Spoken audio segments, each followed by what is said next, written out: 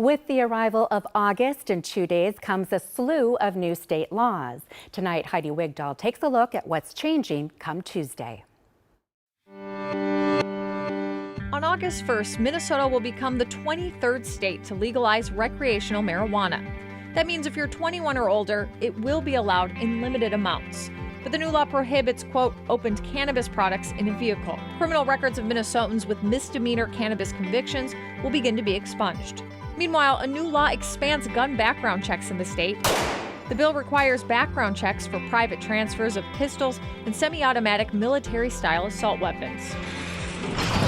Also taking effect, the Minnesota Rehabilitation and Reinvestment Act. It requires the Department of Corrections to develop a personalized rehabilitation plan for every inmate with at least a year left to serve.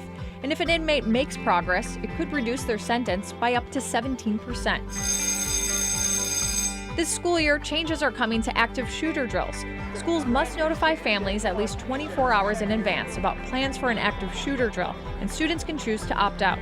After the drill, teachers must get time to debrief with their students. Another new law takes on worker safety requirements in warehouses. Employers will be required to provide each warehouse worker with a written description of any quotas, including details about how their work is measured and any action that might result if they fail to meet those quotas. The requirements are aimed at helping employees at companies like Amazon. Another rule aims to crack down on catalytic converter thefts. The law prohibits the possession of a detached catalytic converter with a few exceptions.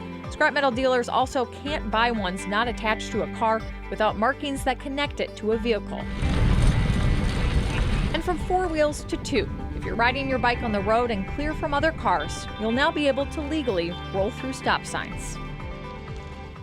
Legislators are also taking on artificial intelligence, specifically deepfakes. It's when audio or video of a person is digitally altered so they're saying or doing something that did not actually happen. The law criminalizes creating sex-related deepfakes done without consent or ones made to influence an election. Carla.